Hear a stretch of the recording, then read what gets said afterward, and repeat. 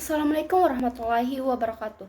Kami dari kelompok 6 Statistika C akan mempresentasikan materi tentang awal perkembangan sejarah statistik. Nah, pertama-tama saya akan memperkenalkan nama dari anggota kelompok 6. Yang pertama ada saya sendiri yaitu Siti Ramadhani Mouko, dan yang kedua ada Komaria Van Gobel, dan yang ketiga ada Aditya Surya Renaldi Abdullah.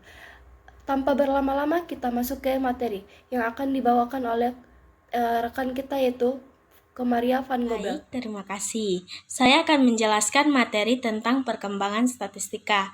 Perkembangan statistika diawali sebagai suatu ilmu yang membahas cara-cara untuk mengumpulkan angka sebagai hasil pengamatan menjadi bentuk yang lebih mudah dipahami.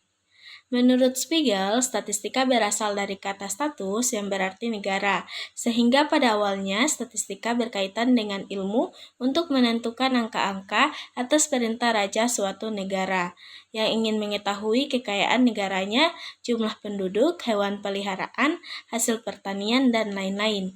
Contoh tertua mengenai hal ini dapat diambil dari zaman Kaisar Agustus yang membuat pernyataan bahwa seluruh dunia harus dikenai pajak, sehingga setiap orang harus melapor kepada statistikawan terdekat atau pengumpul pajak. Peristiwa lain di dalam sejarah yang dapat dikemukakan ialah sewaktu William si penakluk memerintahkan mengadakan pepecahan jiwa dan kekayaan di seluruh wilayah Inggris untuk pengumpulan pajak dan tugas militer.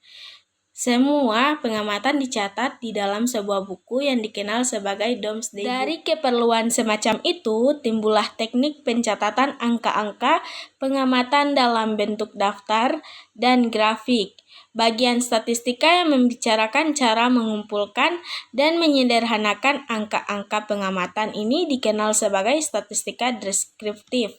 Statistika deskriptif dapat berkembang tanpa memerlukan dasar matematika yang kuat, selain kecermatan dalam teknik berhitung. Sejak tahun 1700-an, analisis data yang dilakukan secara deskriptif berdasarkan tabel frekuensi, rataan, dan ragam untuk sampel ukuran besar. Tahun 1800-an merupakan awal penggunaan grafik untuk penyajian data seperti histogram, sejalan dengan penemuan kurva yang normal. Florence Nightingale adalah seorang perawat yang terkenal dengan inovasi di bidang ilmu perawatan, merupakan pelopor dalam penyajian data secara grafik. Selama Perang Krimean, Nightingale mengumpulkan data dan membuat sistem pencatatan. Dari data tersebut dapat ditentukan tingkat mortalitas yang dapat menunjukkan hasil perbaikan kondisi kesehatan yang cenderung menurunkan tingkat kematian. Selanjutnya, data tersebut disajikan dalam 5 bentuk grafik yang merupakan suatu inovasi statistika waktu itu. Dalam statistika deskriptif, tidak ada perbedaan antara data yang diperoleh dari sampel dengan populasinya. Pada taraf selanjutnya, orang-orang tidak puas hanya dengan mengumpulkan angka-angka pengamatan saja. Mereka juga tidak puas bahwa yang diperoleh dari sampel digunakan untuk mencirikan populasi. Maka timbullah usaha-usaha untuk memperbaiki kesimpulan dalam melakukan ramalan-ramalan populasi berdasarkan angka-angka statistik yang dikumpulkan dari sampel tersebut. Bagian ilmu yang membahas cara-cara mengambil kesimpulan berdasarkan angka-angka pengamatan ini dinamakan statistika induktif. Baiklah, selanjutnya akan diserahkan kepada rekan saya yang bernama Aditya Surya Reynaldi Abdullah. Penggunaan istilah statistika berakar dari istilah-istilah dalam bahasa Latin modern statisticum collegium atau Dewan Negara, dan bahasa Italia statista atau negarawan atau politikus. Istilah statistik pertama kali digunakan oleh Gottfried Eichhorn dari tahun 1719 sampai dengan 1772.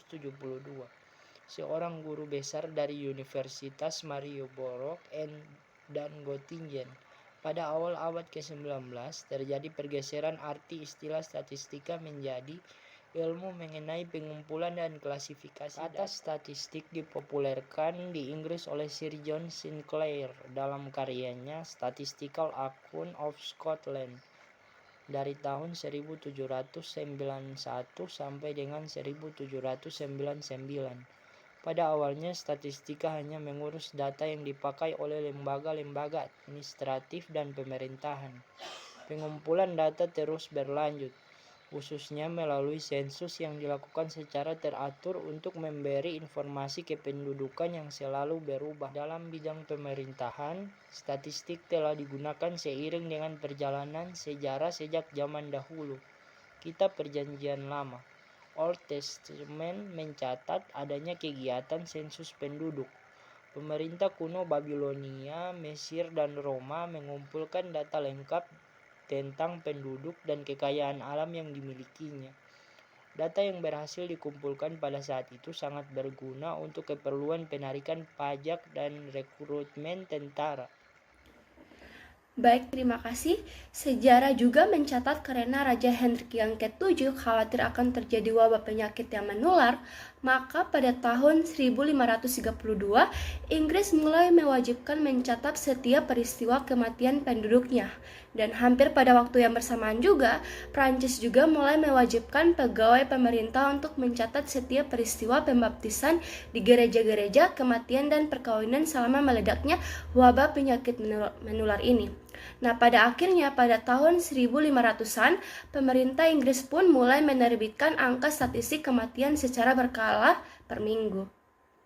Nah, praktek semacam ini terus berjalan dan pada tahun 1632 terbitlah buku Bills of Mortality yang isinya berupa catatan angka kelahiran dan kematian penduduk berdasarkan jenis kelamin. Dan pada tahun 1662, Kapten John Brown menggunakan buku ini selama kurang lebih 30 tahun untuk memprediksi jumlah orang yang akan mati dari berbagai penyakit dan proporsi kematian laki-laki dibandingkan perempuan yang dapat diharapkan. Brown juga kemudian menyimpulkan temuannya dalam sebuah karya yang berjudul Observation dan menjadikannya sebagai pelopor dalam analisis statistik untuk prestasinya dalam memprediksi kejadian yang akan diharapkan. Brown kemudian menyimpulkan temuannya dalam sebuah karya yang berjudul Natural and Political Observation Made upon the Bills of Mortality dan menjadikannya sebagai pelopor dalam analisis statistik.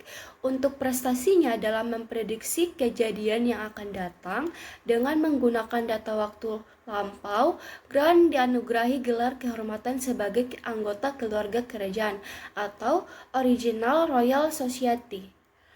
Pada abad ke-19 dan awal abad ke-20, statistika mulai banyak digunakan dalam bidang matematika, terutama probabilitas statistika inferensial. Statistika yang pada saat ini sangat luas digunakan untuk mendukung metode ilmiah dikembangkan pada paruh kedua abad ke-19 dan awal abad ke-20 oleh Ronald Fisher, Carl Pearson, dan William Seeley Gosset. Penggunaan statistika pada masa sekarang dapat dikatakan setelah menyentuh semua bidang ilmu pengetahuan, mulai dari astronomi hingga linguistika, bidang-bidang ekonomi, biologi, dan cabang-cabang terapannya, serta psikologi, dan banyak dipengaruhi oleh statistika. Dalam metodologinya, akibat lahirnya ilmu-ilmu gabungan seperti ekonometrika, biometrika atau biostatistika, dan psikometrika. Perkembangan statistik di Eropa mulai signifikan pada abad pertengahan, namun di Amerika baru pada tahun 1790. Peraturan pemerintahan federal Amerika Serikat mengharuskan sensus dilakukan setiap 10 tahun.